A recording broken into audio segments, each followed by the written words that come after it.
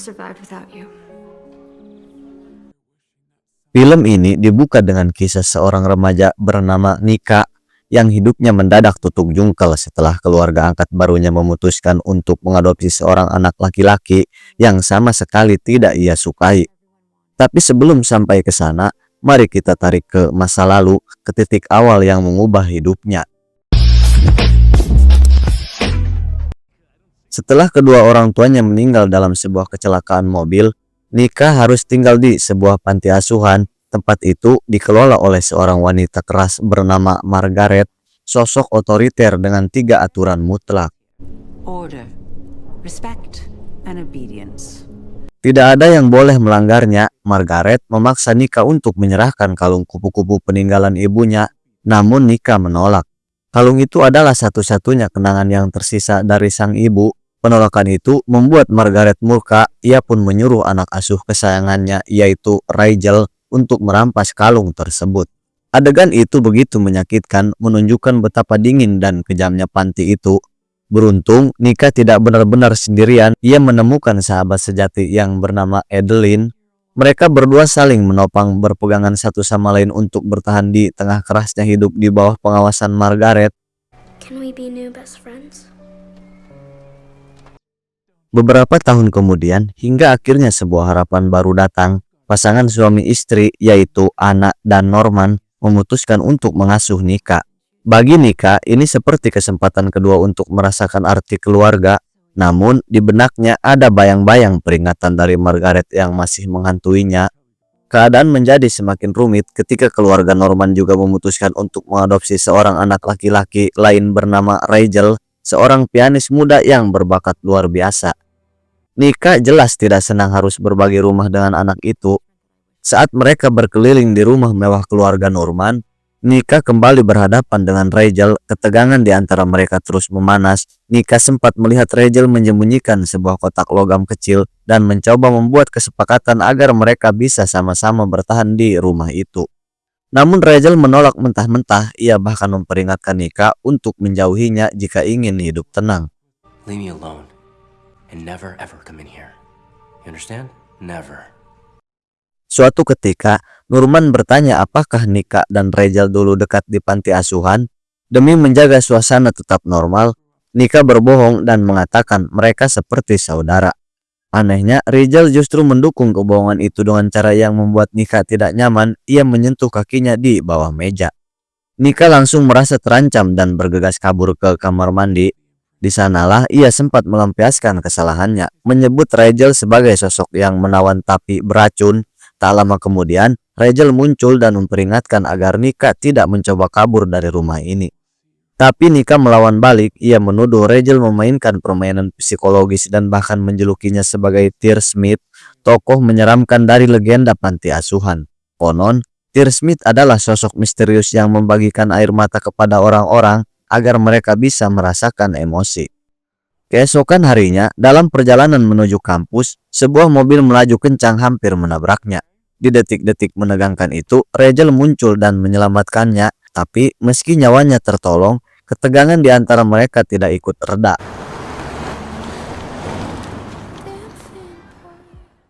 Hubungan mereka tetap saja penuh jarak dan curiga. Di kampus, Nika mulai menemukan teman-teman baru yang membuatnya sedikit lebih berani menatap dunia. Namun di balik itu, Rachel justru terlibat perkelahian dengan seorang pemuda bernama Phelps. Semua demi membela Nika. Ketika orang-orang bertanya apakah mereka kakak beradik, Nika langsung menyangkal, enggan mengakui ikatan apapun dengannya. You're right, we're not. Wanci sore di rumah, Nika menemukan Rachel dengan tubuh penuh memar. Saat ditanya, ia hanya menjawab dingin bahwa adopsi ini bukan pilihannya. Lalu menyuruh Nika menjauh. Ada sesuatu yang dipendamnya, sesuatu yang tak mau ia bagi. Keesokan harinya, rasa penasaran membuat Nika mencoba mengintip isi lemari Rachel. Namun ia tertangkap basah. Rachel balik menyerangnya. Ia menuduh Nika memberi sinyal campur aduk ke dalam pikirannya. Nika hanya terdiam, terlalu terkejut untuk merespon. Rachel terus menantangnya, meruntuhkan idealisme yang selama ini Nika pegang teguh hingga hatinya terguncang hebat. Sementara itu, di sekolah, Rachel mulai menunjukkan rasa cemburu ketika melihat Lionel, tapi bukan Messi, yang merupakan teman baru Nika. Ia bersikap genit padanya. I'm in the way.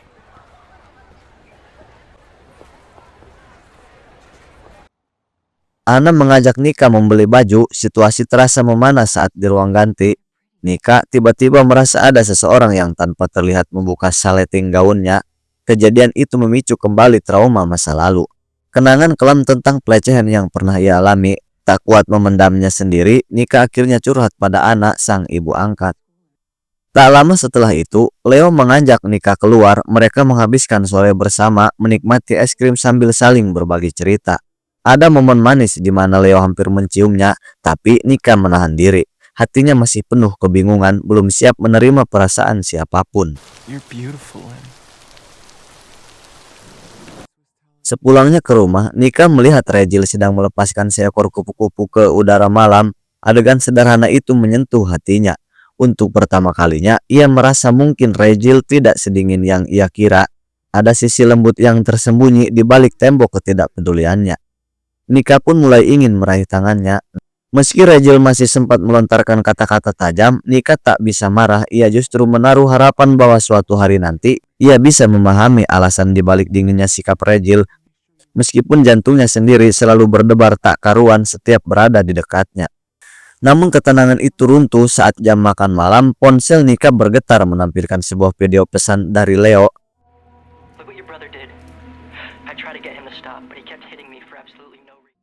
Di layar terlihat Rachel menyerangnya tanpa alasan jelas. Kaget dan ketakutan, Nika langsung menuntut penjelasan dari Rachel, tapi lagi-lagi ia hanya memberi jawaban samar. Menyebut Nika sebagai Tearsmith, sosok yang menurutnya punya saran penting dalam hidupnya.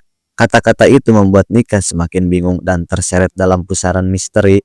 Anjing. Saat itu pula, Nika sadar tubuh Rachel dipenuhi demam panas. Dengan panik, ia menuntunnya ke kamar atas, merawatnya dengan penuh kepedulian di tengah badai emosi yang bergejolak. Di saat bersamaan, Ana dan Nurman masih terjebak hujan deras sepulang dari perjalanan bisnis, tanpa mengetahui drama yang sedang terjadi di rumah mereka. Malam itu, Nika benar-benar mengambil alih. Ia menenangkan sang ibu angkat lewat telepon, meyakinkan bahwa ia bisa mengurus keadaan. Di tengah suasana sunyi yang rapuh, sebuah momen rawan terbangun antara Nika dan Rachel.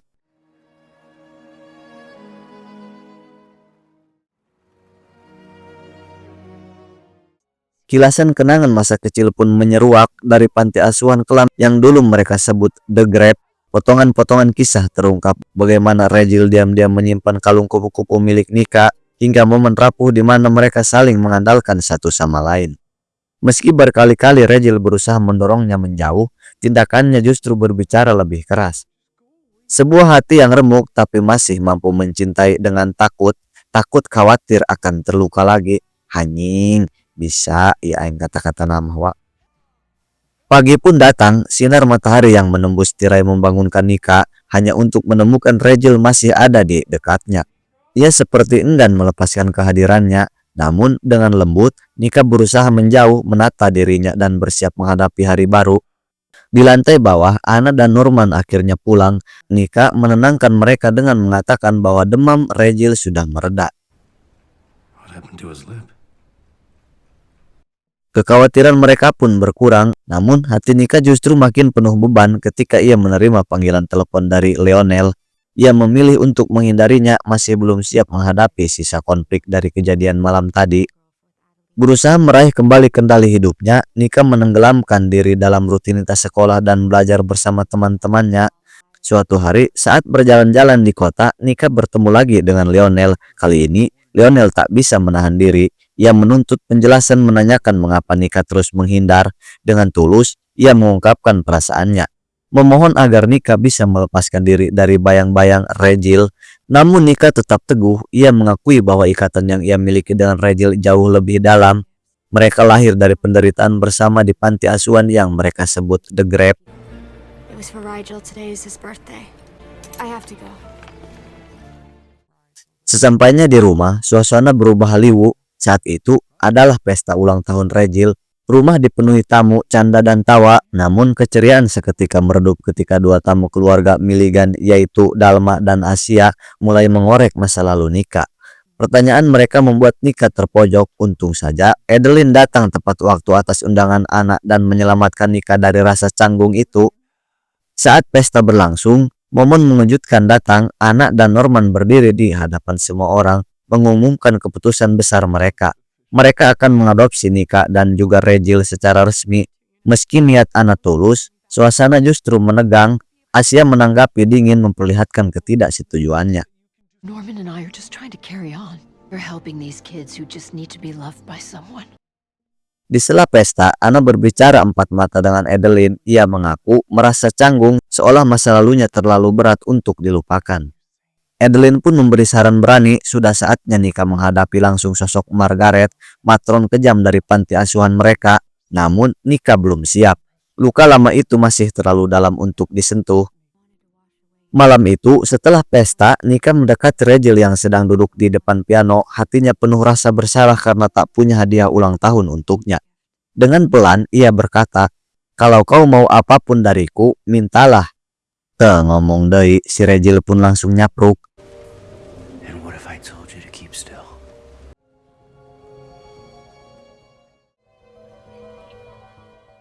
Dalam hati yang terluka, Regil justru mendorong Nika untuk memilih Lionel, tapi Nika menegaskan hatinya hanya untuk Regil. Ia mengaku dengan lantang bahwa ia mencintainya. Regil terdiam lalu menepisnya, takut masa lalunya yang kelam justru akan menghancurkan hidup Nika.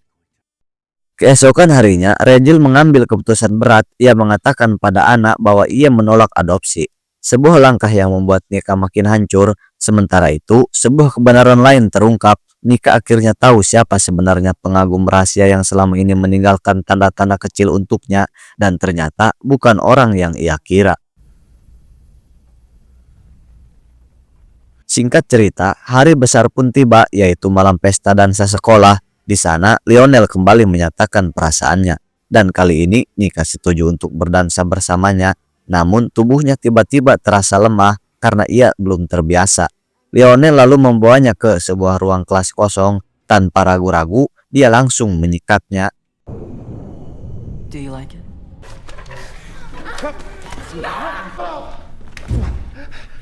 Lionel memaksanya karena geste kuat. Untungnya, di saat genting itu, Regil datang dengan penuh keberanian. Ia menyelamatkan Nika dari situasi yang bisa berujung malapetaka. Hanya berdua, Nika dan Regil akhirnya saling jujur. Mereka mengaku bahwa cinta di antara mereka nyata, meski selama ini tertutup oleh ketakutan dan luka. Permainan pun terjadi.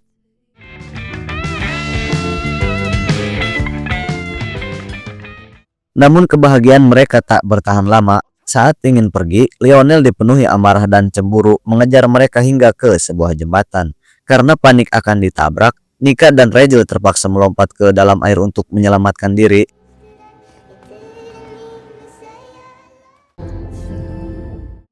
Mereka berhasil selamat, tapi Regil jatuh koma di rumah sakit. Nika menolak menyerah, ia terus menggenggam tangannya berbisik penuh harap. Namun badai lain datang. Matron Margaret muncul dengan dingin menyalahkan Nika atas semua tragedi ini. Kali ini Nika tak lagi gentar. Dengan dukungan anak, ia membawa Margaret ke pengadilan. Di ruang sidang, Nika berdiri tegak. Ia bersuara lantang mengungkapkan seluruh kebenaran tentang penyiksaan dan kekejaman yang Margaret lakukan. Suaranya penuh luka, tapi juga penuh keberanian. Ia bercerita bukan hanya untuk dirinya, tapi juga untuk semua anak yang pernah menderita. Ruangan itu pun bergemuruh dengan tepuk tangan. And I understand why people were afraid to testify and tell the truth and not be afraid. Just need to have courage. Selesai persidangan, Nika berlari ke kamar rumah sakit. Ia menggenggam tangan Regil erat-erat, menyebutnya Tear Smith, lalu mengucap 3 kata yang paling jujur dari hatinya. I love you. Dan keajaiban pun terjadi. Mata Regil perlahan terbuka. Pandangan mereka bertemu seolah dunia berhenti berputar. Dua jiwa yang hancur kini dipersatukan kembali. Mereka selamat, mereka akhirnya aman. Bertahun-tahun kemudian, luka masa lalu perlahan pudar. Nika dan Regil membangun kehidupan baru yang penuh cinta.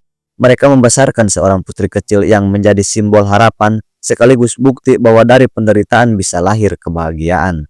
Dan Terima kasih yang sudah menonton alur cerita ini. Jangan lupa like, share, dan subscribe. Sampai jumpa di cerita film berikutnya.